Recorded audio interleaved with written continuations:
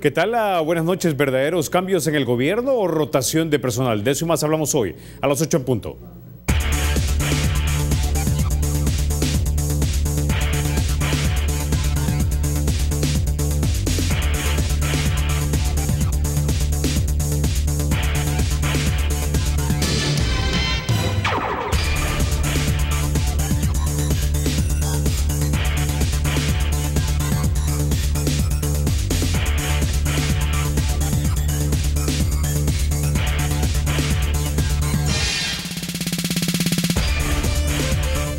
Bueno, este primer segmento es cortesía al Banco Agrícola y sin mayor preámbulo vamos a introducir a nuestros invitados. Esta noche, como siempre, es un verdadero placer tener en 8 en punto a mi querido Alberto Arene, productor ejecutivo de Focus, también su director. Y también se encuentra con nosotros el doctor Rubén Zamora, ex embajador de El Salvador en los Estados Unidos, también la India. Y también se encuentra con nosotros don Jorge Dabud, quien es el expresidente de la Asociación Nacional de la Empresa Privada. Caballeros, bienvenidos a 8 en punto. Gracias. Buenas tardes, noches. muy buenas noches. Bueno, quisiera entonces que comenzáramos con los cambios que se han dado en el gobierno. ¿Son cambios que implican verdaderos golpes de timón, cambio de rumbo o simplemente es una rotación de personal? Quiero que escuchemos primero, para que comencemos, al señor Roberto Lorenzana, ahora actual secretario de Comunicaciones de la Presidencia. Escuchemos. Realmente hace un poco más de un año que se hicieron los cambios en el Ministerio de Seguridad y en la Dirección de la Policía. Nosotros creemos que son cambios que han dado resultados, que son exitosos. Ya hoy podemos hablar de golpes sin precedentes. Bueno, y con esas palabras quisiera comenzar con usted, don Jorge Dabud, para ver cuál es su lectura de los cambios que se han dado en el gobierno actualmente y si son verdaderos o implican algo fundamental o simplemente es una rotación de personal, como dicen algunos. A ver, todos los cambios que se han ejecutado son gente que estaba en otro lugar del gobierno. Es decir, que comenzando por eso es una rotación de gente. Salieron algunos, pero no hay, digamos, gente nueva, fresca, que se esté colocando en estos puestos. Pero quizás la parte más importante de todo esto es que los lugares donde se han hecho estos cambios no son lugares realmente trascendentales para cambiar la realidad que vivimos los salvadoreños. Cambiar a alguien en Proeza, cambiar a alguien en Anda, si bien es cierto son las cosas que vienen molestando a la gente porque las tarifas suben, porque no hay empleo, en realidad esos cambios no van a cambiar la realidad del país, porque la realidad del país tiene una razón de ser, que es una visión equivocada del desarrollo y del progreso en el país. Y si esa visión no cambia, podemos cambiar a todos los ministros, pero al final seguiremos teniendo el mismo plato servido en la mesa. Y yo creo que la decisión reciente de Óscar Ortiz es la prueba más fidedigna que no hay cambios reales, porque el hecho de retirarse es obviamente porque se ha dado cuenta que su partido no está en la disposición de bajar de su cabeza y de su corazón una visión equivocada de país, y que por lo tanto lo que les espera en el 2019 puede ser más o menos lo mismo, y obviamente él prefiere bajarse del carro y ahí nos vemos a la salida, porque obviamente es mucho más cómodo esperar que otros se sufra el accidente y no tener que sufrirlo él en ese proceso. Definitivamente, y es penoso, porque yo creo que los salvadoreños ya no aguantamos más. Yo esperaba, por lo menos en el área de seguridad, porque ahí estamos hablando de la vida de las personas, que se hubieran algunos cambios, pero desgraciadamente pues no lo vimos. Para ti, entonces, ¿son insuficientes la llegada de Nelson Fuentes al Ministerio de Hacienda y la llegada a la Secretaría Técnica del vicepresidente Ortiz? La verdad que Nelson ha llegado ahí, yo creo que obviamente Lorena Peña quería estar, pero recordemos que los ministerios de Hacienda son los únicos ministerios en los cuales la banca internacional, los organismos internacionales meten la mano, influyen muchísimo en los países sobre quién se queda y quién no se queda. Y a mí se me hace que Nelson, que es un técnico, pues obviamente se abrió el espacio, estando con prácticamente los 8 años, estuvo a la par de del ministro Cáceres, y por lo tanto parecía que era, digamos, la persona idónea para que estas instituciones internacionales también lo aceptaran. Alberto. Lo que no se hizo en 4 años no se va a poder hacer en 11 meses hasta las elecciones, porque después yo partiría de eso.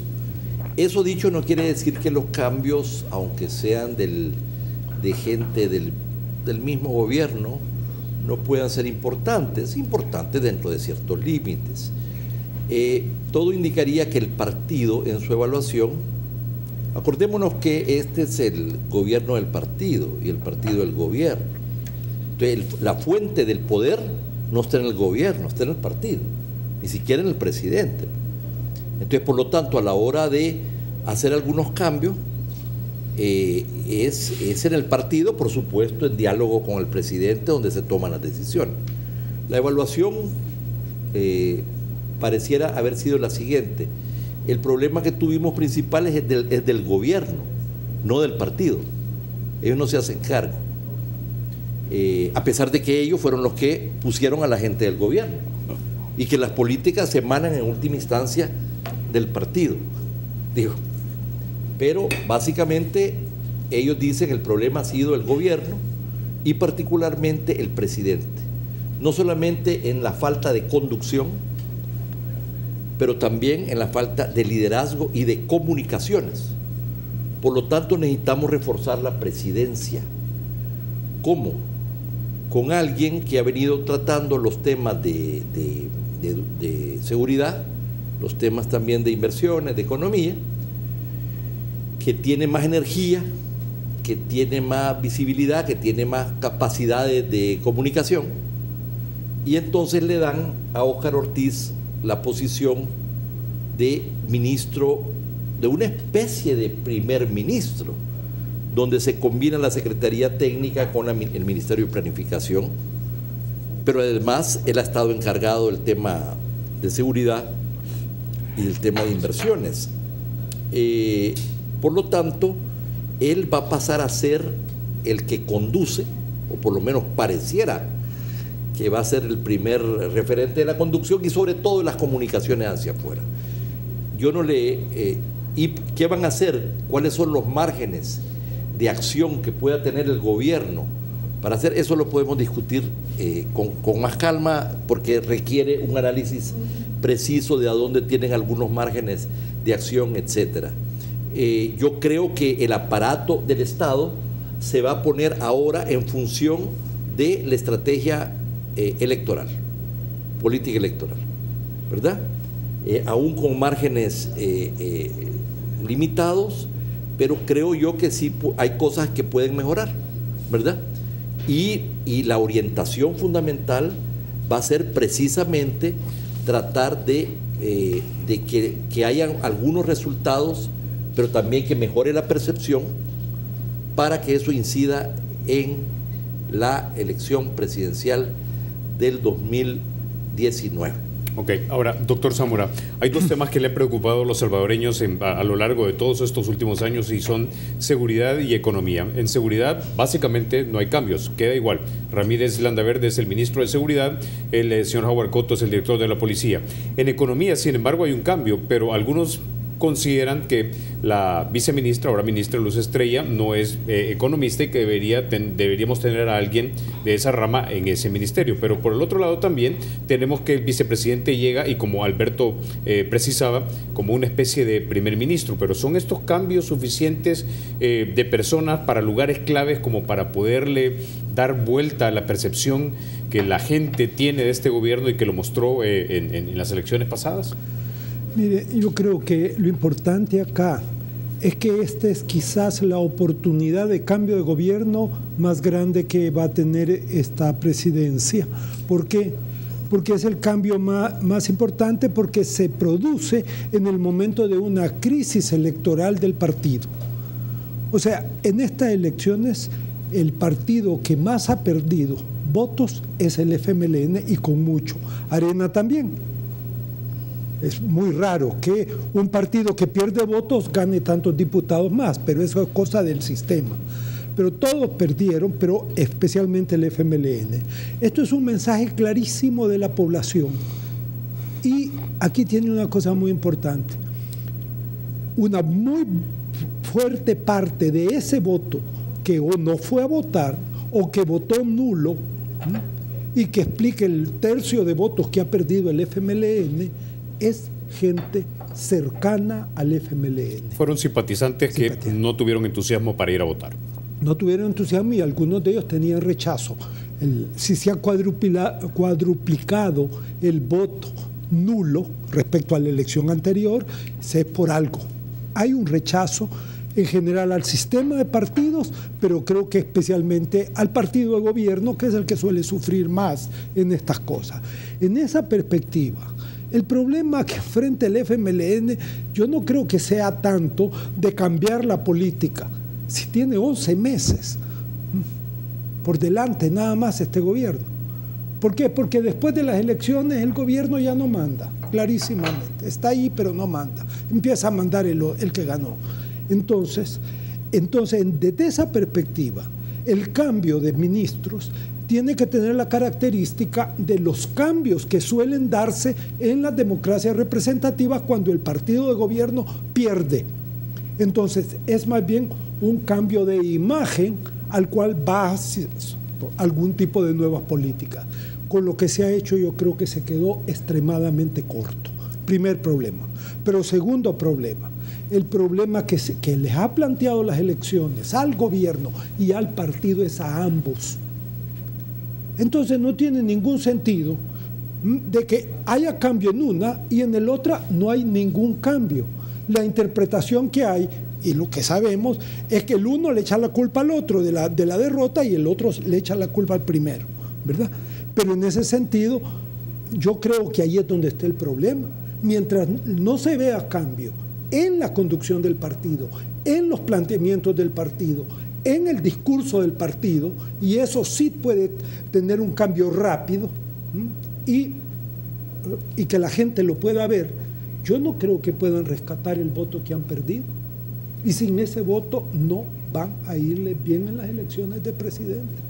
Entonces, para usted no solamente es muy poco, sino también muy tarde. Pero hablemos de la parte de lo poco, porque usted mencionó algo de si no van a haber, digamos, cambios en el partido, y de hecho, nos lo dijeron aquí en 8 en Punto, doña Norma y don Santiago, que básicamente para ellos estar en la dirección del partido FMLN es una especie de apostolado, y esa palabra utilizaron. Y obviamente, si uno es un apóstol que está en una cruzada, y más si te concibes a ti mismo como sujeto histórico de un proyecto, difícilmente vas a abandonar a menos que o te mueras o te enfermes, o realmente estés sumamente cansado y te retires. Pues sí. Bueno, yo creo que si es un apostolado es la versión de ellos y el sentimiento de ellos, pero esto es política, amigo. La gente no ve apóstoles en la dirección del FMLN para que dijéramos las cosas en claridad, ven otra cosa. Y si ellos no entienden eso, por muy apóstoles que sean, están equivocados. Porque lo importante es que tienen que ver ahora qué es lo que la gente les ha mandado a decir y les dice, no tenemos confianza en ustedes. Entonces ellos tienen que responder a eso. Miren, cualquier país de democracia representativa del mundo, si hay un descenso electoral de esta naturaleza, hay renuncia de gobierno.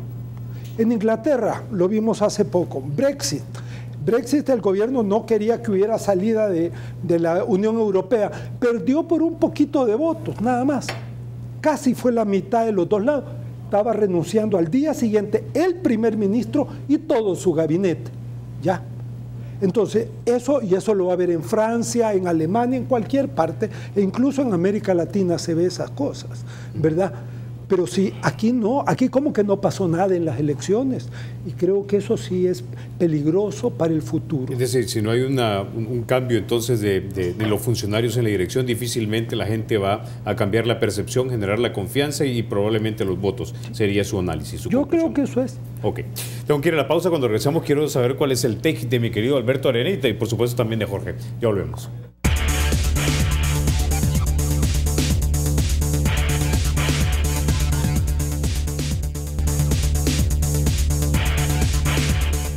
Bueno, Banco Promérica cuenta con la garantía de rapidez en todas sus cajas, donde te atienden en 20 minutos o en menos. Bueno, continuamos con esta idea entonces acerca de el rol que juega la dirección del FMLN. Yo le pregunté precisamente y argumenté que en otros países del mundo también las direcciones suelen renunciar cuando hay, digamos, una derrota, una pérdida así, a lo que me respondieron básicamente que el FMLN no es una especie de country club donde los presidentes van a renunciar de repente, ¿no? Y luego vino la afirmación de lo del apostolado.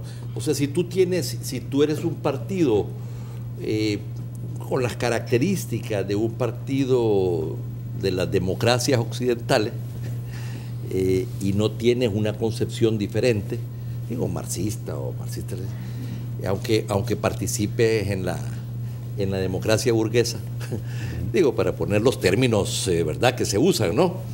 Entonces puedes tener otra forma de razonar. Pero si tú te consideras un partido socialista, revolucionario, con otras características, pues los mismos análisis no aplican.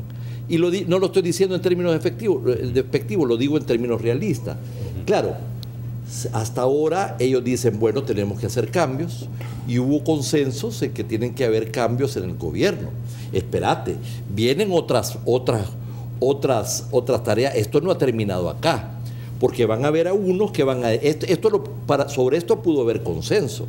El tema es qué va a pasar de cara a la estrategia electoral. Van a estar dispuestos a hacer en segunda vuelta una alianza con Nayib Bukele, si es que Nayib Bukele va de candidato en la segunda vuelta. Si el frente llegara en segundo lugar, ¿verdad?, pues tendrían que acortejar a Nayib para a ver si lo respalda. Y viceversa, pues, si llegan en tercer lugar, entonces tendrían que tratar de ver cómo hacen para jalarse, pues, para que le apoyen a Nayib, por supuesto, en una negociación. Eso ahora es objeto de confrontación o de discusión. Yo veo a José Luis Merino, y dijéramos a la línea más tradicional del PC, del Partido Comunista, en esa línea, pero estoy viendo que como hay relaciones muy buenas entre él y Óscar Ortiz, yo le veo a Ortiz unos mates que también le gustaría esa posibilidad.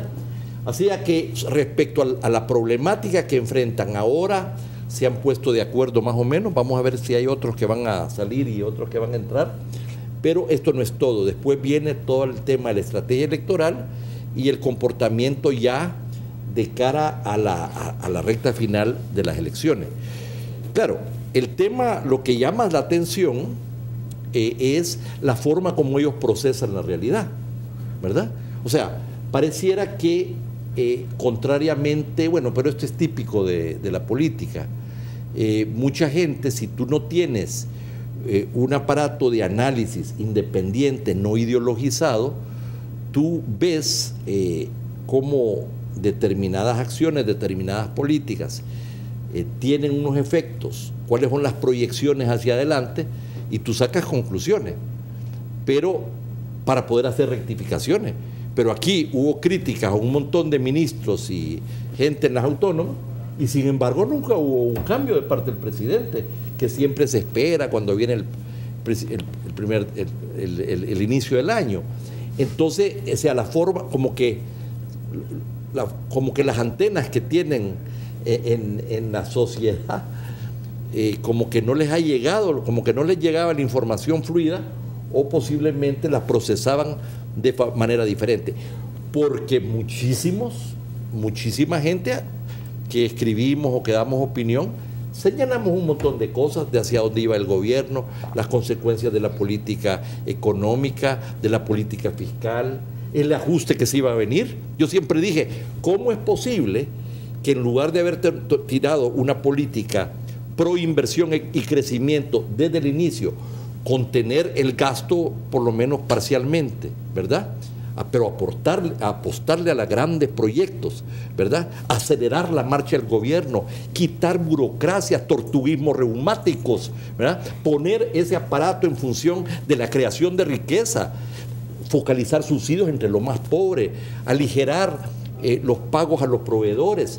Eso lo tenías que haber hecho desde el primer día de gobierno, ¿no? Era clarísimo la crisis que se venía, ¿verdad? Y la primera reunión del gabinete donde discutieron el tema fiscal, el tema de pensiones, fue un año después, ¿no? O sea, ¿a dónde está la inteligencia de análisis para ver estas cosas? Y si tú ves en todo el espectro público, las voces, los señalamientos de los organismos financieros, del Banco Mundial, del Fondo Monetario, y nada. Ah, no, esos son desinformadores, siempre la crítica. Bueno, estas son parte de las consecuencias. Por lo tanto, y ahora podemos tal vez analizar, tal vez después, en qué cosas podrán cambiar, qué cosas podrían tener un efecto.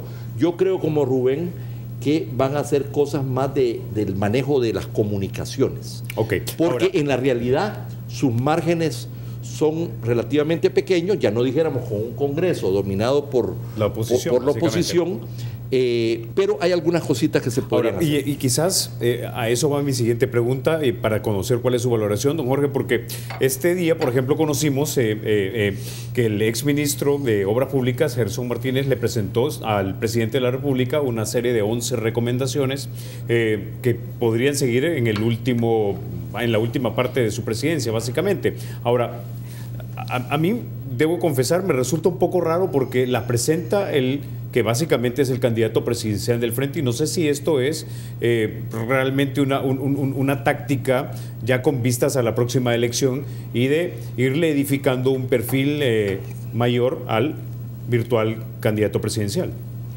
A ver, mira, yo creo que lo que estaba explicando antes Alberto es lo que por lo menos desde el sector privado muchas veces quisimos hacer ver hace varios años, y es que el plan de vuelo que el partido en el gobierno lleva no es el mismo plan de vuelo que cualquier otra persona que entiende cómo funciona la economía y los temas fiscales de un país esperaría llevar al país. Cada vez que había un problema y cada vez que se proponía una solución, las decisiones del Estado iban en dirección contraria. Nosotros llegamos al convencimiento que no les interesaba lo mismo que nos interesaba al resto de salvadoreños. Sencillamente ellos tenían trazado un plan que tenía un modelo claramente definido, con un puerto de llegada que ellos mismos lo han dicho, Venezuela, o quien querrás de todos los del grupo ese del socialismo del siglo XXI. Esa visión que estaba claramente definida no le importaba la economía, no le importaban los temas fiscales, no le importaba ni siquiera el tema de seguridad. Tú sabes que cuando nosotros trajimos a Rudolph Giuliani, que estuvieron 3 semanas aquí y que después regresó él, le entregó en sus manos, en paz descanse ahora, a Jato Asbun, y ahí estaba Oscar Ortiz y otra gente, la propuesta que era que se venía con su equipo por 12 meses a El Salvador y les iba a costar, creo que eran 10 o 11 millones de dólares los 12 meses. Y le dijo, yo no te voy a resolver los problemas de seguridad, pero yo te voy a entregar un sistema de seguridad, de centros penales, de investigación del crimen, como se necesita tener para que las cosas se empiecen a resolver. Lo guardó en su estuche, le dijo, fabuloso, ahí le hablo después. Jamás recibieron una llamada de regreso. Entonces, yo estoy convencido que el puerto de llegada de ellos y el plan de vuelo que tienen es diferente a lo que los demás pensamos, y por eso es que no entendemos por qué no toman las decisiones que deben tomar. Y por eso decía yo, podés cambiar a los ministros. Es más, podemos cerrar el Ministerio de Economía mañana y no pasa nada en El Salvador. Yo lo dije, creo que la vez pasada lo dije, estoy convencido que lo cerrás y no va a pasar nada. ¿Cómo atraemos inversión en Proesa? Con Sigfrido Reyes, con José Luis Merino y ahora con Tarsis Salomón. No sé cómo se hace, pues. O sea, no sé qué gestiones pueden realizar para atraer inversión, por lo menos de la inversión que es estable, que puede generar empleo y desarrollo para el país. Este es un tema que está en la mente y en el corazón de quienes dirigen el partido, y mientras eso esté ahí, en el gobierno le puedes hacer los cambios que querrás, pero no vamos a llegar muy lejos en los cambios que el país necesita. Ahora, doctor Zamora, retomando la idea de don Jorge, si efectivamente el plan de vuelo es llegar a tener un régimen al estilo del que tiene Venezuela,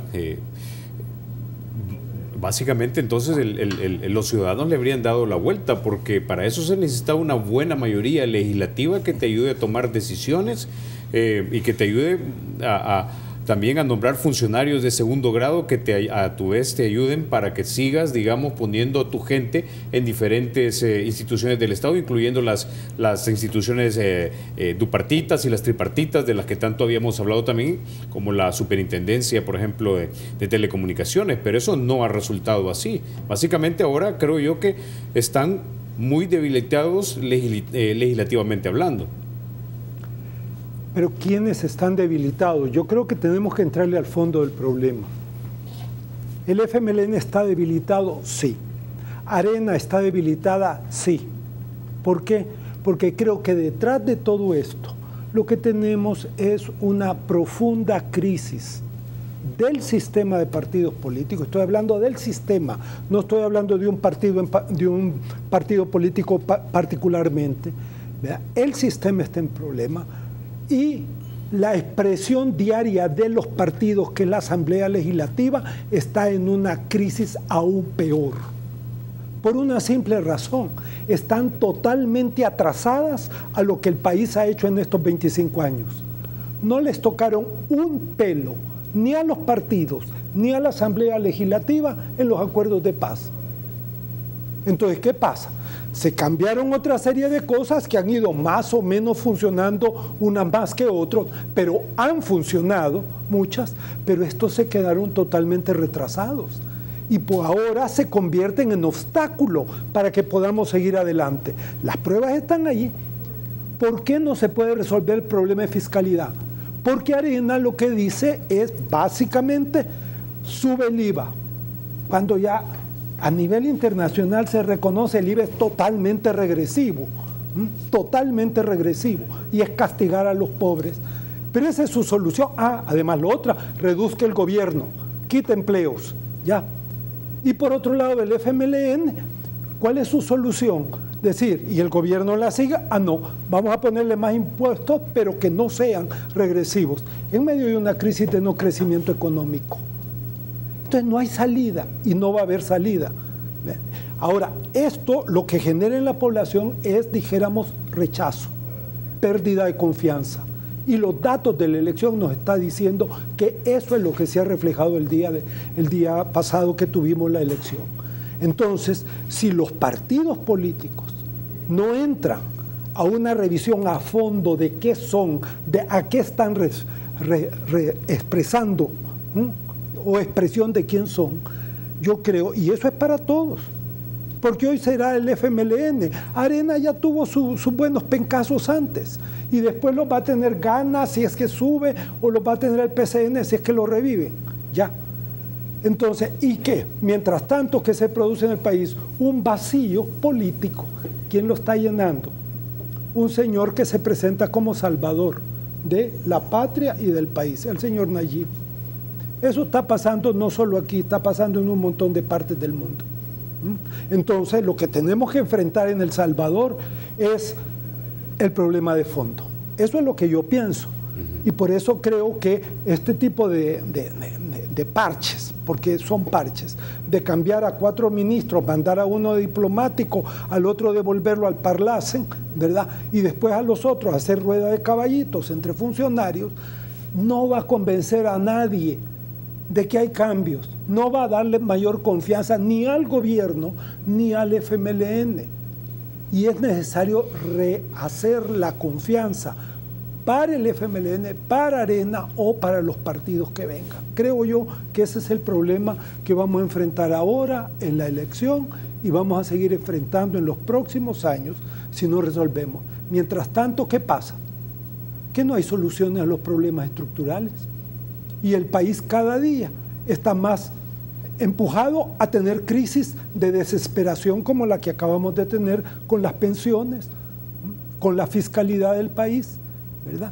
¿Por qué? Porque no hay soluciones nacionales de fondo de los problemas. Ok, vamos a irnos a la pausa. Cuando regresemos vamos a hablar acerca de esa crisis de los partidos políticos también y vamos a sacar a la luz algunas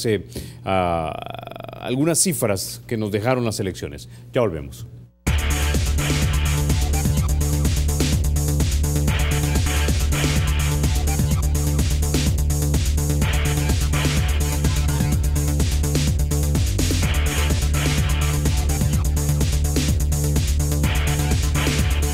Gracias por continuar con 8 en punto. Bueno, quiero que pongamos en pantalla unos datos que sacó mi colega Edwin Segura de la prensa gráfica Datos. Básicamente, él está hablando acerca de la cantidad de votos que se recibieron comparando dos elecciones, 2015 versus 2018 en las elecciones municipales. Ahora, a mí lo que me llama la atención, porque muchos han dicho que el sistema de partidos, digamos, tiene una crisis fundamental, me llamó la atención, sin embargo, que si bien es cierto, el entusiasmo no estuvo del lado del FMLN y su votante fue el que no sacó o que no salió a votar, el Partido Arena, digamos que si bien es cierto no logró a su máximo histórico, tampoco es que bajó mucho. Sin embargo, el Partido Demócrata Cristiano subió, por lo menos en la votación de municipios, de 52,000 votos a 95,000 votos.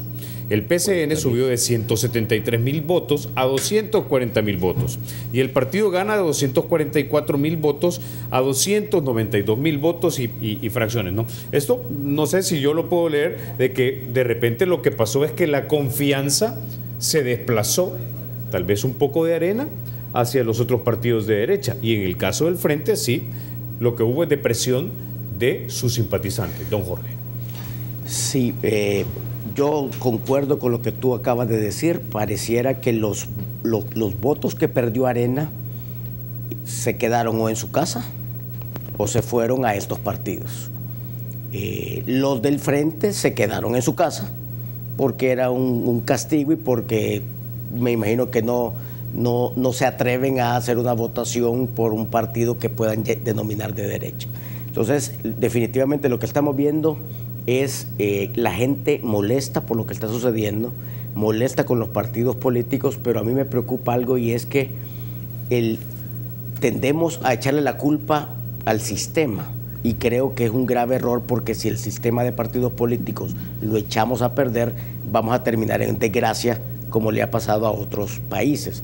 Si hay que cambiar algo, son las personas que están en los partidos políticos, pero los partidos políticos como mecanismo de expresión política de una sociedad y como parte de un andamiaje institucional, creo que debemos defenderlo y cuidarlo, porque el momento en el que lo perdemos, terminamos con líderes mesiánicos, terminamos con narcotráfico más que de lo que ya tenemos y terminamos con otro montón de problemas. Vamos a ver, Coqui, yo no creo que, a propósito, ya Rubén se referirá a esto, que cuando Rubén habla de reforma del sistema de partido, está planteando que hay que avanzar hacia un sistema de partido único. No, yo tampoco reaccionaba a eso. No, pero lo que te quiero decir es que yo creo que efectivamente todas las instituciones han recibido presiones y algunas se han reformado, a excepción de los partidos. Ahí no pasa nada, no hay democracia interna, no hay formación, no hay transparencia, es decir, todas las instituciones son objeto de presiones y de cambio, menos los partidos, ¿verdad? Es la impunidad absoluta. Y la sociedad no le metemos presiones. Entonces, efectivamente, hay muchas cosas que hacer respecto a la reforma del sistema de partido, que no significa cambiar de sistema. No estamos hablando de cambiar el sistema de democracia occidental que tenemos, sino hacer que funcione, que sea más. Lo digo porque, por ejemplo, cuando uno habla del modelo económico, hay que transformar el modelo económico. Yo estoy convencido que el esquema económico se agotó. Si no, no estuviéramos creciendo a una tasa superior que la tasa potencial de crecimiento, ojo. Eso significa que los motores del crecimiento son insuficientes y que tenemos que insertarnos al mundo produciendo y exportando mucho más, no consumiendo y importando, etcétera. Podemos desarrollarlo. Cuando uno dice cambio del modelo, en hacerlo más productivo, más exportador, no estamos diciendo que vamos a impulsar el modelo socialista centralizado. ¿Por qué te digo esto? Porque a veces en algunos sectores que están ubicados más a la derecha del sistema, les decís reformas al sistema político o reformas o cambio del modelo y dicen, este es un cambio ya de una orientación centralista y todo eso. Por eso es que te reacciono sobre el tema político del sistema, pero también en la parte económica. No solamente es lo que plantea Rubén, que se ha agotado, dijéramos que el sistema de partidos necesita ser reformado. y ya dirá en qué consiste. Pero tú ves realmente una crisis así al estilo de lo que pasó en el sistema de partidos en Venezuela que propulsa la llegada de Hugo Chávez. No, pero porque sí. yo lo que miro es un altibajo. La votación también ha sido de 46,2%, apenas un 1 punto y pico menos que la anterior. Vamos a ver, si el 70%, fíjate bien, si tenés 350,000 votos que se le fueron al FMLN, si tenés al menos 50 o 60 que se ha ido a Arena, los otros partidos han subido, pero un poco, pues, y el 60% de la gente o 70% dice que no quiere que regrese a Arena, que siga el FMLN y que regrese a Arena. Y vos ves que el único que capitaliza en eso es Nayib Bukele, ¿verdad? Ahí son signos. Yo no estoy diciendo que vamos directito como Venezuela porque son situaciones diferentes, pero no hay duda que aquí hay un problema con el sistema de partidos políticos, hay un problema serio con el funcionamiento del esquema económico que tiene un bajo crecimiento estructural y hay que transformarlo, y también de la ingeniería del Estado. Cuando tú ves las instituciones del Estado, se quedaron absolutamente vetustas, rezagadas, sin las capacidades técnicas internas, con unas burocracias del carajo que son unos tortugas reumáticas a la hora de actuar, ineficientes. Se necesita un nuevo modelaje, un Estado emprendedor, además de un Estado más democrático y social de derecho. Es decir, la acumulación de la posguerra en el aspecto político, económico, social, está bastante agotada. Y solo quiero terminar la idea que la dejé a medio. Lo que se ve y se escucha mucho en los medios de comunicación y en las discusiones políticas de redes y todo, es que la gente traduce bien fácil y bien sencillo que los problemas del país se reducen con la destrucción o alejar a los partidos políticos. Y eso al final lo que trae como consecuencia es que caes de un sistema político que es el correcto con malas personas a un sistema que no va a funcionar. Sí. Y ese es el mensaje que yo quiero dejar, porque no podemos destruir los partidos. Cambiemos a los que no nos gustan. Si no nos gusta cómo funciona un partido, cómo es su democracia interna, su transparencia, cambiemos a los líderes o cambiemos a quienes gobiernan los partidos, pero no destruyamos el modelo.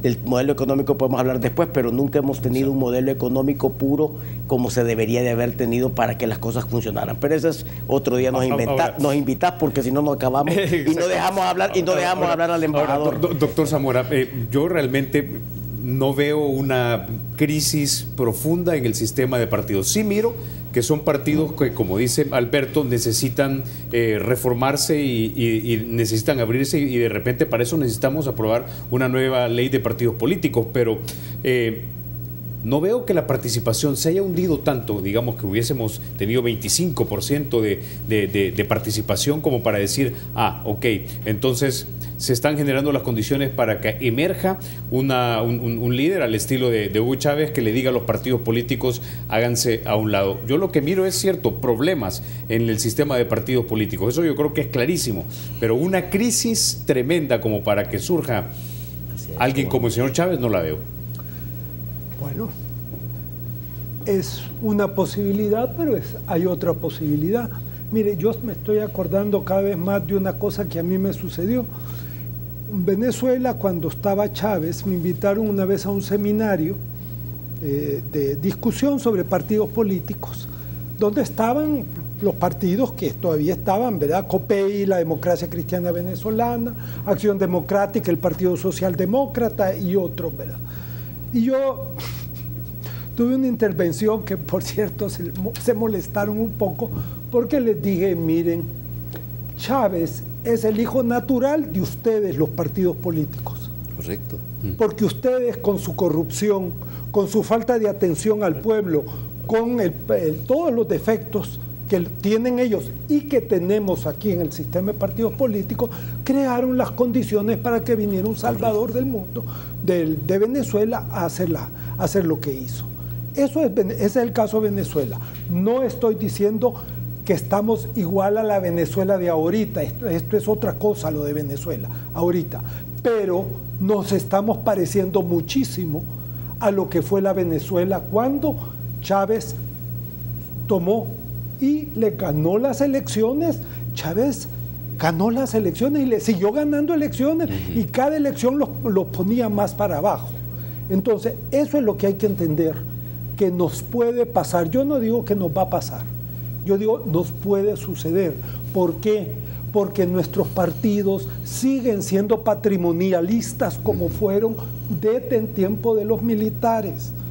No son democráticos internamente como fueron en tiempo de los militares. ¿Ya? No dan formación. ¿Ya? Viven del dinero y viven para elecciones nada más. Correcto. ¿Ya? Ese esquema es lo que yo viví y vi en Venezuela en los años antes de Chávez. Ese es el esquema que está pasando en Europa por todas partes. Y se lo está pasando ahorita. En España, todo el problema de Cataluña, ¿de qué responde? De un partido de gobierno que hace tratos con los catalanes y luego no les cumplió nada. Y los catalanes, por supuesto, cogen el viaje de hacerse independientes, lo cual es un absurdo, ¿verdad? En Francia usted tiene a Macron. ¿Qué era Macron hace 2 años? Nada. Hoy es el presidente de Francia. Tiene usted Alemania, en que por primera vez los neonazis, o sea, los nazis, entran al Parlamento. Y la democracia cristiana se siente en la desgracia de qué va a hacer, con quién se va a aliar, ¿verdad? Tiene el ejemplo ahorita de Italia, que acaba de pasar con los famosos estos de los 5 estrellas. Vaya a saber, pues yo he estado tratando de entender, porque yo sigo mucho a los italianos, y no tienen posición. Son absolutamente anti-inmigración, en eso están con la extrema derecha, pero no quieren ni siquiera verse con la extrema derecha. Entonces es una cosa que no se entiende, y sacaron el primer puesto en las elecciones. Y no les sigo contando de Europa, le puedo contar de Corea del Sur, etcétera. Es un problema mundial el que estamos enfrentando, ¿ya? Entonces, enfrentémoslo desde El Salvador, y esto requiere cambios en el sistema de partidos, cómo los partidos funcionan. Ese es el gran problema. Hicieron una reforma de una ley de partidos políticos. Honestamente le digo, allá en el exterior, cuando me preguntaban por ella, yo zafaba la pregunta. Porque hazme reír, esa ley, esa no hace nada, esa ley no sirve para nada. Francamente se lo digo. Entonces, ¿por qué no sirve, doctor? ¿Cómo? Porque no entran los problemas fundamentales a una verdadera democracia interna dentro de los partidos. Porque si no hay democracia, usted se encuentra que el liderazgo, después de 20 años de estar en el liderazgo del partido, no tiene quien lo sustituya. Y se le plantea un círculo imposible de resolver a veces, de que el partido pierde la confianza del electorado, tendría que poner nueva dirección, y como me acaba de decir unos días antes un miembro del partido, cuando yo le dije, es que tienen que cambiar, no todos, pero cambien por lo menos a 7 de los 10, ¿verdad? Cambien, gente, pónganlos a hablar de una manera distinta. Y me dice, pero ¿y a quién ponemos? Así. Esos son los problemas que tenemos. Pero en Arena está el mismo problema, exactamente el mismo problema. Si yo sostengo que Arena o el FMLN es la expresión frente al espejo, solo que invertida. El uno dice que es de derecha y el otro dice que es de izquierda. Pero realmente es la misma persona la que está uno enfrente del otro. Ese es el problema que creo que tiene que enfrentar el país. Y tiene que entrarle a la Asamblea Legislativa. Es la institución más corrupta que tiene el gobierno de El Salvador. Yo viví allí y me di cuenta de lo que eso era. Fui vicepresidente de la Asamblea Legislativa. Y es tan tradicional la corrupción en la Asamblea Legislativa que ahorita ya se mira como lo normal. Llega un presidente de la Asamblea, sube más de 650 plazas internas, el nuevo presidente inventó, y ahí los tenía usted en las dependencias, 3 escritorios y 6 empleados. 4 no tenían, 3 no tenían. Eso es lo que ha pasado y nadie protesta. ¿Por qué? Porque todos se benefician. Aquí tenemos que hacer una ley de la Asamblea Legislativa que se parezca un poco a la de Suecia. 2 asesores por diputado y no puede haber nada más. Aquí hay diputados que tienen 8. Ok, ahora, antes de irnos a la pausa, solamente con la parte del partido Arena, ¿alguien le podría argumentar que hay cambio de rostros? Ahora, en El Principito también hemos leído, Saint-Exupéry fue sabio cuando escribió que dijo que lo esencial es invisible a los ojos. Es decir, lo que usted está planteando es que de repente pueden cambiar las caras y los funcionarios, pero realmente los que mandan o las ideas son las mismas. Sí. ¿Cuál es el cambio? Perdóneme. No me quiero meter a juzgar partidos políticos. Yo no veo cambios en Arena. Lo único que yo veo serio en los últimos años es que unos cuantos jóvenes trataron de decir que el partido cambie, que sea más distinto, y van para afuera. Unos ya están afuera y otros están liquidados. Entonces, cuando uno ve eso, y cuando uno ve en el otro partido también las purgas, uno dice, bueno, ¿y aquí qué está pasando? Pues, ya. Y eso es lo que tenemos, creo yo, que tomar conciencia, no para condenar, si otro de los problemas que tenemos es que la reacción de muchas de las organizaciones de la sociedad civil que ven esto, como están muy molestos con los partidos, ¿verdad? Entonces dicen que no haya partido, lo que tú, Jorge, estabas mandando, y no se dan cuenta que no hay democracia representativa sin partidos políticos.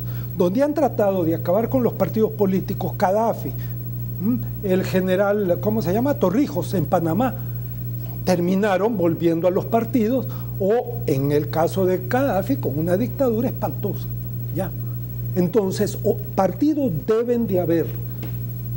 La sociedad, las organizaciones de la sociedad civil no pueden asumir el papel de los partidos. Y creo que en esto nuestros queridos amigos de la Sala de lo Constitucional, que han hecho un montón de cosas muy buenas, cambios históricos en el respeto a la ley, en este campo sí creo que se han equivocado con esa supila de despartidizar el sistema electoral, cuando nuestra Constitución lo que tiene, a los que sabemos un poquito de esto, tiene el multicontrol partidario como su sistema fundamental para las elecciones. Los resultados están ahora. ¿Cuánto tiempo llevamos sin tener resultados de las elecciones? Ahí siguen las discusiones. Cosas que ya no veíamos en este país, como que aparecieran cantidades de votos aparentemente votados porque no estaban en la urna, a pesar de que habían actas como lo de San Vicente, ¿verdad? Todo eso nos debe de llevar a un pensamiento de decir, no, mire, Pérez, veamos cómo vamos antes de que nos salgan los Chávez, que pueden ser militares, sí, pueden ser civiles también, y lo son en otras partes del mundo. Antes de eso, hagamos una pausa. Cambiemos lo que hay que cambiar, cambiémoslo de consenso. Yo en eso insisto, debe de ser, ¿verdad?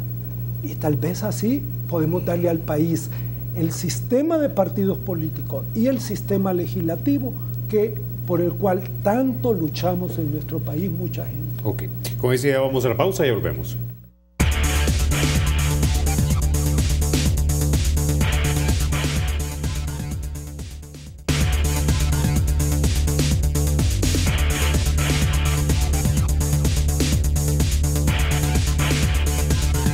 Gracias por continuar con 8 en punto. Don Jorge, quisiera empezar con usted. Paolo Lugers nos preguntó lo siguiente. Quisiera que me explicaran de qué están hablando cuando hablan de falta de una transformación del sistema de partidos políticos. Hablábamos acerca de que deberían dejar de ser simplemente maquinarias electorales y ser tanques de pensamiento, no solo para desarrollar pensamiento político, sino de repente para generar plataformas para articular políticas públicas. Don Jorge. Bueno, lo de la transformación lo estaba hablando un poco Alberto y el embajador Rubén Zamora. Lo que yo estaba mencionando era que los partidos políticos necesitan renovar liderazgos que les permitan generar la confianza que la sociedad necesita tener en ellos. Y te doy un ejemplo y lo voy a hacer con Arena. Yo te aseguro que si agarramos 10 diputados de Arena y a los 10 le haces una pregunta sobre un tema de principios económicos, de libertades, de una sociedad libre, podés obtener respuestas diferentes sobre el mismo tema. Cosa que no sucedería muy probablemente si agarramos a 10 diputados del FMLN porque tienen una instrucción vertical sobre los temas. Si no se tiene claridad de los principios que un partido político defiende, si no tiene la claridad de cuáles son la base y el sustento sobre el cual se sienta una visión fiscal del país, una visión económica del país, es bien difícil que al final puedas convencer a la sociedad que el partido político te va a dar las soluciones que se necesitan. Yo he escuchado propuestas económicas o propuestas fiscales que van en contrasentido de la lógica económica o la lógica fiscal con la que un partido, por ejemplo, como Arena debería de estar haciendo propuestas. No puedo hablar de los otros porque obviamente tienen una visión y unos principios diferentes, pero los principios que se supone que se deben defender muchas veces son ignorados. Y eso falta de que un partido político tenga la capacitación, la visión de preparar a su gente, a sus cuadros, de que entiendan cuál es el punto de partida y cuál es el puerto de llegada para una institución política como deberían de ser en estos momentos. Y esa es la parte a la que yo me refería. Independientemente de la legislación alrededor de cómo van a votar en sus internas, de cómo van a elegir, digamos que esa es la parte en la que también se estaba hablando. Yo me refería más a la parte de cómo la institución le responde a los posibles socios electorales de ese partido. Alberto. Bueno, efectivamente se trata de modernizar los partidos y para eso esto no es algo que no esté escrito ya, ¿verdad? Ya se sabe, hay diagnósticos, ¿verdad? Hay institutos especializados sobre estos temas que te pueden hacer un diagnóstico de un partido, te miden los grados de participación, de democracia, te ven los temas de transparencia, te ven el análisis precisamente de la formación de los cuadros, de formación de líderes, cosas de cuál es tu nivel de inclusión, si estás incluyendo mujeres, jóvenes, si hay generación de recambio, ¿verdad? Es decir, hay varios criterios para analizar, ¿sí? Y hay leyes de partidos políticos que son además monitoreados por la sociedad, por los mismos parlamentos, para ver si efectivamente los partidos están cumpliendo con la ley, ¿verdad? Si la ley incorpora estos aspectos. Hay temas que tienen que ver con el financiamiento de los partidos, de las campañas, etcétera. Si tú no tienes, entonces, si tú dejas esto al libre albedrío, y ves que el único problema es, bueno, si entonces no actúan bien, entonces ya ven, en las elecciones les van a pegar un castigo. No. La sociedad tiene que preocuparse de que los partidos se fortalezcan, se modernicen, porque si no la alternativa son los encantadores de serpientes, ¿verdad? Y eso no lo podemos permitir. Y por lo tanto, no se puede ser verdadera demócrata y estar a favor de un sistema eficiente, que procese las diferencias, ¿verdad? Que procese las demandas de la ciudadanía, que haya gente en los partidos de otro nivel. Nosotros no nos podemos dar el lujo, frente a la situación económica y social que tenemos, de ser gobernados por tetuntes. Es que no se puede, ¿verdad? Necesitamos los mejores. Pero ¿de dónde vienen los funcionarios? Vienen de los partidos. ¿De dónde vienen los diputados? ¿De dónde vienen entonces los alcaldes, los consejos municipales? ¿Y quiénes son los que eligen a los magistrados de la Sala Constitucional? ¿Y quiénes son los que eligen a los miembros de la Corte de Cuentas, a los magistrados de la Corte de Cuentas? ¿No? En última instancia, el origen viene de los partidos políticos. Exacto. Y si ahí lo que tenés, no tenés pensamiento, no tenés gente buena, cuadro bueno, ¿no? Entonces lo que de ahí te va a resultar todo lo que ya sabemos, pues, porque ese es el origen. Este es un tema muy serio, ¿verdad? Muy serio, este es un tema de país fundamental. ¿Cuál es entonces la institución más atrasada de la democracia salvadoreña? Los partidos políticos. Los partidos políticos. Es la vanguardia del atraso, ¿no? Es la vanguardia, el liderazgo del atraso. Un oxímoron. Bueno, y entonces, ¿qué pasa? ¿Qué tan fuerte es un sistema? Cualquier sistema. Tú eres ingeniero. es tan fuerte como lo es su eslabón más débil.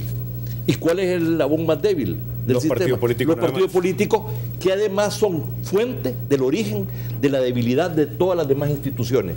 Por lo tanto, lo que había planteado Rubén a mí me parece que es un tema de fondo. Otra cosa es que hay alguna gente que no lo ve, y yo creo que se le ha llegado el tiempo para enfrentar este tema. Si no, las situaciones difíciles, críticas que tenemos van a ser todavía más difíciles de enfrentar.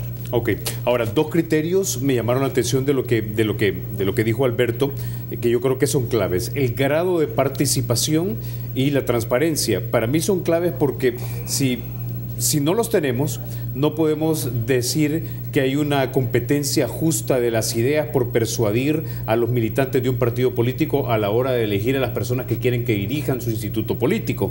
Por ejemplo, si el grado de participación es limitado porque hay un comité de preselección de los candidatos, entonces solo los preseleccionados son realmente los que compiten. No necesariamente hay personas que pueden coincidir con este partido político, aunque tenga serias diferencias, pero haya coincidencias, y por lo tanto yo me meto a competir, porque si no tengo más coincidencias que diferencias, simplemente me apartan. Pero por el otro lado, a la hora de que ya compites, si no hay transparencia, puede ser que se muevan los procesos de selección o de elección y básicamente queden elegidos los que yo quiero como dirigente y no necesariamente los que la gente quiere.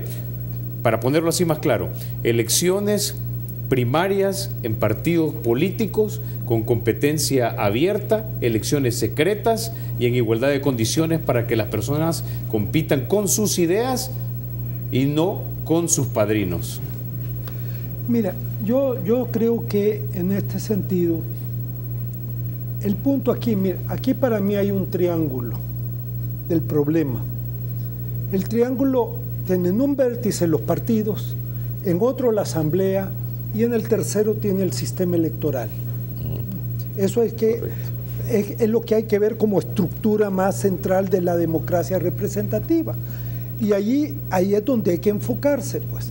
Yo creo que los partidos necesitan reformas estructurales, dijéramos, para ir más cerca con tu preocupación de que yo decía un cambio de sistema. Reformas estructurales sí las necesitan. Mientras no abandonemos el patrimonialismo, es decir, el Estado es mi propiedad, el puesto es mi propiedad y lo ocupo para lo que yo quiero, y eso en la Asamblea, mire que es tremendo, ¿verdad? Para el partido y para los diputados, muchos de ellos, ¿verdad? Si no nos deshacemos del papel cada vez más predominante que el dinero tiene para el proceso electoral, que ese es el otro problema que hay, y que eso se cae a los partidos políticos en el sentido de que el partido tiene que conseguir la plata de donde sea, señor, y ya son millones. Vamos a llegar a Estados Unidos, donde claramente se le está señalando que el gran elector en ese país es el dinero, ya no es el ciudadano. Ellos ya están en un grado mucho más avanzado, pero aquí vamos a eso. Entonces, todas esas cosas es lo que tenemos que ver, ¿verdad?, para poder enfrentar el problema, pero verlas conjuntamente. Es que si solo reformamos partidos, que es lo que se suele hacer, no reformamos asamblea, no reformamos sistema electoral, ¿verdad?, entonces es como querer hacer una mesa en que solo una pata crece, ¿verdad?, y dejar las otras malas, no sirve la mesa. Entonces hay que pensar muy, muy bien esto. Y yo creo que puede ser una tarea que enfrentamos con sentido amplio, pues. Hay intereses legítimos de los partidos que creo yo que hay que reconocérselos en todas partes. Pero hay una serie de abusos o de ir más allá de lo debido, más allá del espíritu democrático, que creo yo que eso es lo que hay que, recortar para que el sistema pueda caminar. Ok, como decía, nos vamos a quedar. Embajador Zamora, Alberto, don Jorge, gracias por habernos acompañado esta noche aquí en 8 en Punto. Se quedan ustedes con la programación de Canal 33. Soy Carlos Toledo, gracias por vernos. Recuerden, la República es de todos. Hay que cuidar. Buenas.